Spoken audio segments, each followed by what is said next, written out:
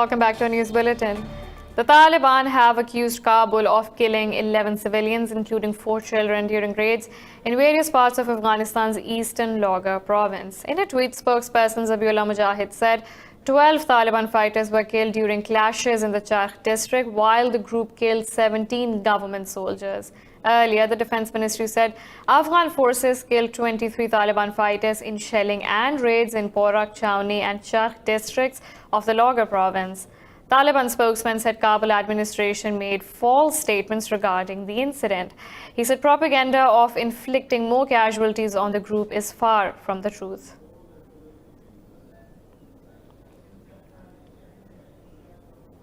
The global death toll from COVID-19 has crossed 233,000, with over 3.2 million people infected. The WHO says the number of coronavirus infections has risen by 72,000 and deaths by 9,000 just in the past 24 hours. In the US, more than 2,000 people died overnight, with the death toll crossing 63,000. More in this report. While the new coronavirus continues to infect tens of thousands worldwide every day, many countries believe the virus has passed its peak. Australia's vast Northern Territory has become the first in the country to lift major restrictions. In the UK, despite a rising number of deaths and criticism from his government's response, Prime Minister Boris Johnson says he will be setting out a lockdown exit strategy. I will be setting out a comprehensive plan next week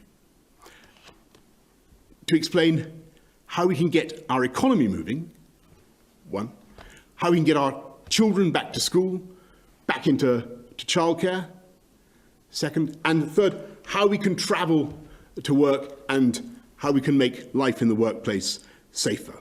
Meanwhile, a blame game over the origin and handling of the outbreak has created a divided world. United Nations Secretary General Antonio Guterres says the leaders of the world need to rise to the occasion. It is obvious the international community is divided in a moment where it would be more important than ever to be united. There is indeed a problem of leadership, or if you want, a disconnect between leadership and power. We see remarkable examples of leadership, but they are usually not associated with power. And where we see power, we sometimes do not see the necessary leadership. I hope this will be overcome sooner rather than later. Elsewhere, with no new deaths, China's National Health Commission has reported 12 new infection cases. Pakistan has recorded its highest number of cases in a day with 990 infections, taking the total to nearly 17,000. The Health Ministry says 24 people died in the past day, bringing the death toll to 385. The ministry said 4,315 patients have recovered from the virus so far. They said the total number of active cases in the country is over 12,000. Meanwhile, the health ministry data suggests over 150,000 people will be infected with the virus by May 30th.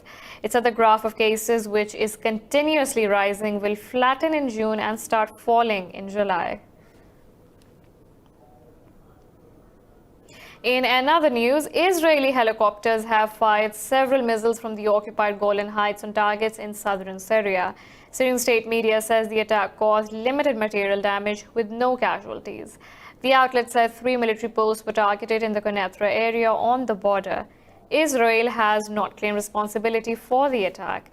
Earlier this week, Israeli strikes killed 7 people in Damascus suburb. On Monday, Israeli Defense Minister Naftali Bennett said Tel Aviv will step up its campaign against Iran-linked forces in Syria. Turkey says it has killed 3 militants of the Kurdistan Workers' Party in airstrikes during a counter-terrorist operation in northern Iraq. The National Defense Ministry said the military carried out the operations backed by air power in the Zap region. The ministry said Turkey will continue to destroy weapon caches and shelters used by the terrorists. It said over 400 Kurdish militants have been killed in northern Iraq over the past 5 months. State media and PKK militants often use northern Iraq to plan cross-border terrorist attacks in Turkey. Now, Turkey also says that its planned deployment of the Russian S-400 missile defense system has been delayed due to the pandemic. In a statement, President Tayyip Erdogan's spokesman said Ankara will go ahead with S-400 deployment despite the US warnings. He said President Erdogan has been briefed that operation of the defense system will expose Turkey to possible US sanctions. The spokesman said that the country holds no stock of assurances to mitigate the concerns. Turkey has called on the UAE to abandon its hostile attitude towards Ankara. Foreign Ministry spokesperson Hami Aksoy said Ankara has always respected the political unity and territorial integrity of Arab countries. Aksoy said Turkey has constantly supported the UN-recognized government in Libya. He said the UAE's ugly and baseless allegations were an attempt to cover up its destructive policies. Aksoy said Abu Dhabi is providing weapons, military equipment and funding to the Pushists in Libya. He said the international community is well aware of UAE's activities of disrupting peace in the region. Yesterday, UAE Foreign Ministry expressed its categorical rejection of the Turkish military intervention in support of the GNA. In Libya, the UN-recognized Government of National Accord says it conducted 5 airstrikes against Khalifa Haftar's forces near Tripoli. The GNA's military spokesman Mohammed Kununu said the operation at Al-Watia Air Base also targeted his weapon caches. Al-Watia is regarded as a key airbase in the country and is second only to Mitiga Airport. Yesterday, Haftar declared a unilateral ceasefire in the holy month of Ramadan. The GNA rejected the truce, saying it does not trust Haftar forces and will continue to target the source of threat, wherever it is. 10 soldiers have been killed and 3 others wounded after a bomb exploded in an armored vehicle in Egypt.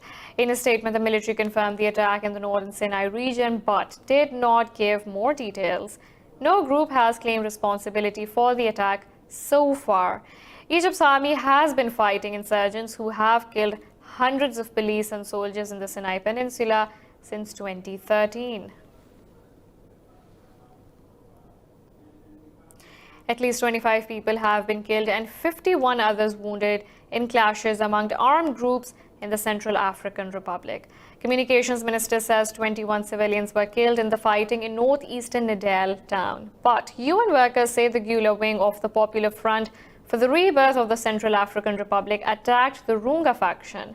They said 100 Gulas entered the town wearing civilian clothes. There have been clashes between Runga and Gula in Nidal, which is under FPRC control since the start of March. They are fighting for control of the region's resources, including its vast diamond deposits. The United Nations has hailed the services of Pakistani peacekeepers in Congo. A spokesperson of the world body said Pakistani peacekeepers helped save hundreds of lives during deadly floods in Congo. The spokesperson said Pakistan is amongst the top contributors to the UN peacekeeping. The blog shared a video of Pakistani peacekeepers contributing to the African nation. The body acknowledged Pakistan's efforts of rescuing over 2,000 people stranded due to heavy floods in Uvira region. Rain and flooding damaged thousands of houses and affected nearly 75,000 people in the country. US President Donald Trump has threatened China with new tariffs as he claims seeing evidence linking COVID-19 to Wuhan. At a White House briefing, Trump said he is confident the virus may have originated in a Chinese virology lab but declined to offer details. When asked if he will consider withholding US debt obligations to China in retaliation, Trump said he could do the same thing with tariffs. I can do it differently. I can do the same thing, but even for more money just by putting on tariffs. So I don't have to do that. You know, it's approximately $1 trillion, a little bit more as I understand it, $1 trillion. But we can do that in a, I think, probably a little bit of a more forthright manner. Meanwhile, the World Health Organization says Chinese authorities are refusing to let them join the probe into the origin of COVID-19. In another news, The US says it is hopeful that the UN Security Council will extend an arms embargo on Iran before it expires in October. In a news briefing, US Special Representative for Iran, Brian Hook, said Washington had drafted a Security Council resolution on the issue. But Hook said Washington is not planning to move ahead quickly with its push for the extension. He alleged Iran's sectarian violence and export of weapons is the principal driver of instability in the Middle East. Meanwhile, Russia's ambassador to the international organizations in Vienna, Mikhail Alyanov, says U.S. attempts to present itself as a part of the JCPOA have no future. In a tweet, he said, cynical approaches must be limited in order not to compromise the national policy to the worst extent. Washington needs 9 votes in favor and no vetoes by Russia or China or other permanent members to extend the ban. NATO says its air forces in Northern Europe intercepted Russian military planes 3 times in the past 2 days. In a statement, the alliance's press office accused the Russian aircraft of violating NATO airspace. The statement said Polish fighter jets were scrambled on April 28th to identify a formation of 2 Russian Tu-160 long-range bombers. It said the formation was later intercepted again by fighters of the Royal Danish Air Force. The Russian Defense Ministry has argued all military flights operate in international airspace and strictly follow air laws. The Pentagon says the number of sexual assault reports in the armed services rose 3% last year. In a report, the Defense Department said there were 7,825 sexual assault reports involving service members as victims or subjects in 2019. This is a 3% increase from 2018. The Pentagon said the increase in complaints cannot be characterized as an increase in assaults. Confidential disclosures without starting an official investigation saw a 17% increase from last year, with 2,126 reports. The report said most sexual assaults in the military happen when unit climates are tolerant of other forms of misconduct. The non-governmental organization Protect Our Defenders said the spike in reports shows a clear lack of faith in the chain of command. We're taking a short break, but stay tuned for more news.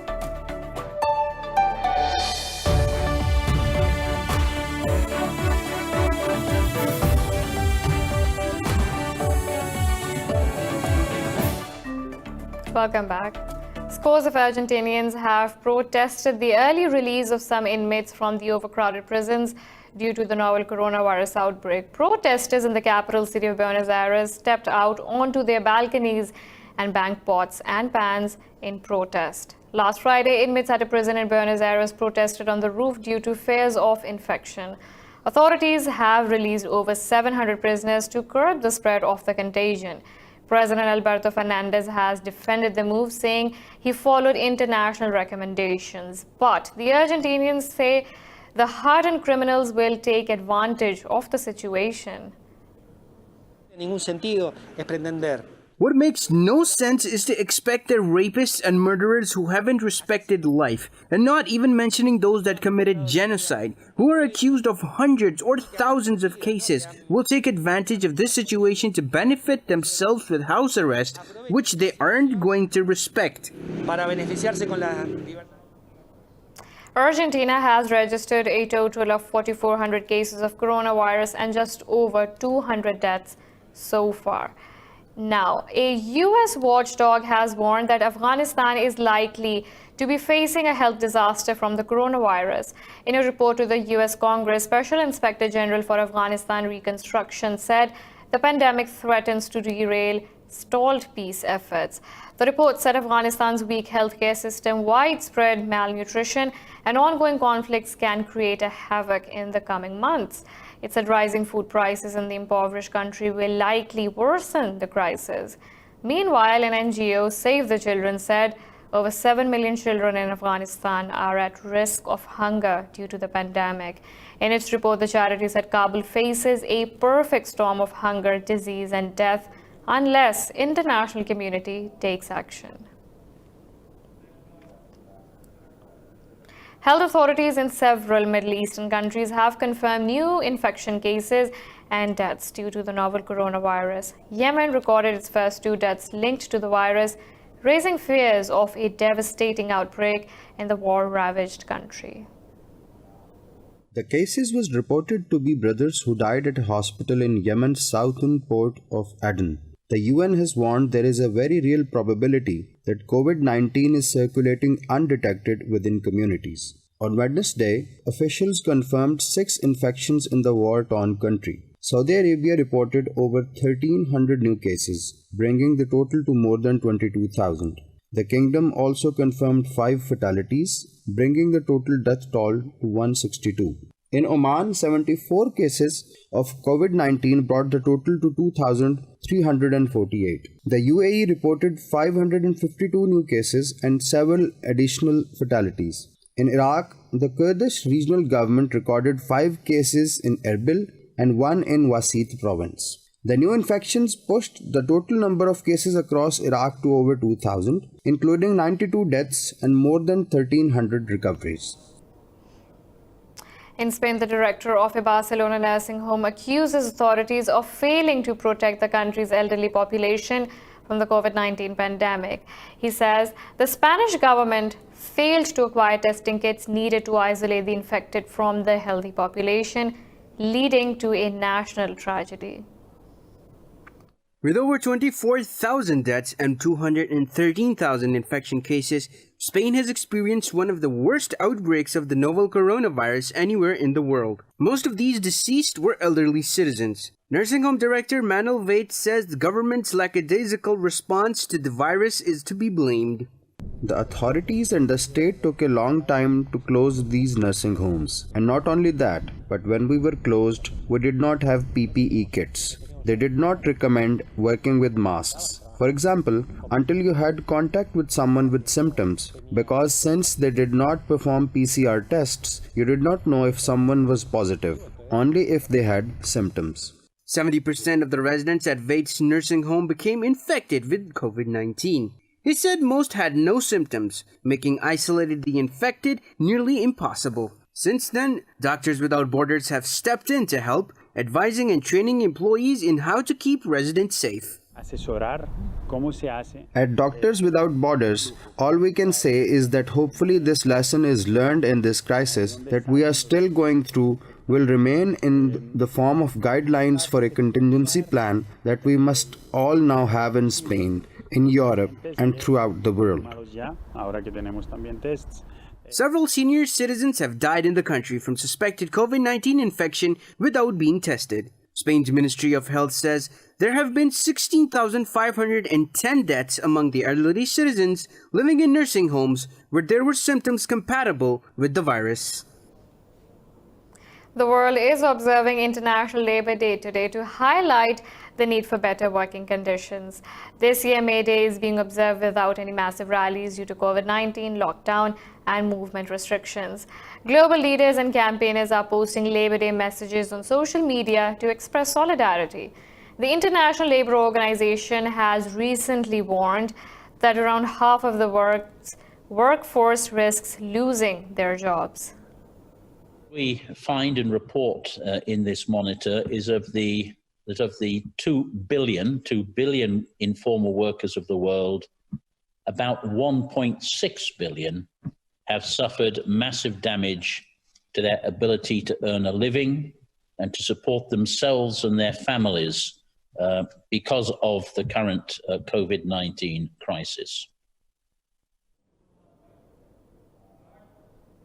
The day commemorates the Chicago workers who were killed by police while striking for an 8-hour workday in 1886. In other news, NASA has selected space firms SpaceX, Blue Origin, and Dynetics to build lunar landing systems that can carry astronauts to the moon by 2024. The companies, which include firms owned by tech billionaires Elon Musk and Jeff Bezos, will share nearly $1 billion from NASA. NASA is gearing up for a long-term presence on Earth's satellite, saying it will eventually enable humans to reach Mars. NASA Administrator Jim Burdenstein said the agency is following President Donald Trump's space policy directive on its Moon to Mars campaign. The agency's program manager, Lisa Watson-Morgan, said selecting 3 providers allows NASA to have redundancy in case one company falls behind.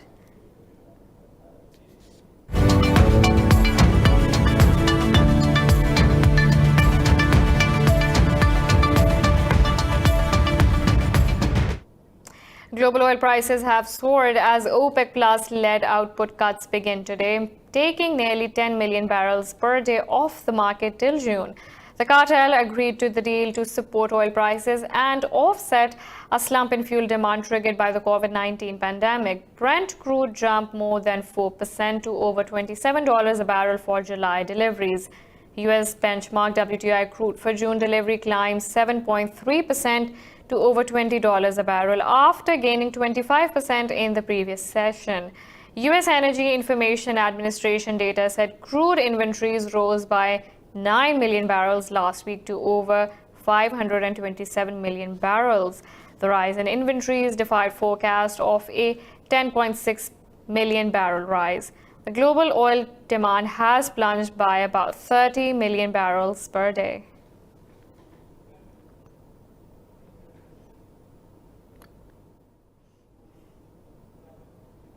European stocks are trading lower as market sentiments are rattled by U.S. President's threat to impose tariffs on China over COVID-19. Major benchmark indices, including Frankfurt DAX and CAC 40 in Paris, are closed due to the May 1st holiday.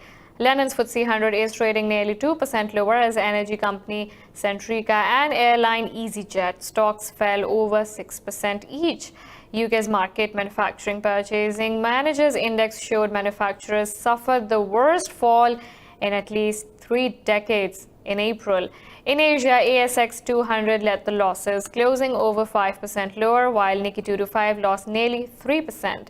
Major Asian markets, including Shanghai Composite, Seoul's Kospi and Hong Kong's Hang Seng, remained closed for holiday.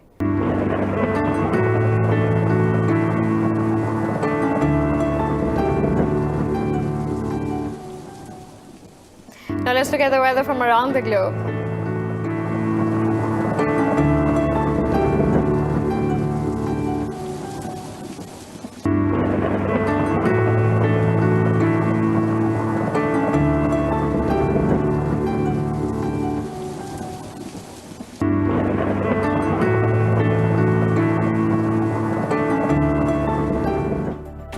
This is all for now. For latest updates, you can follow us on social media at indus.news.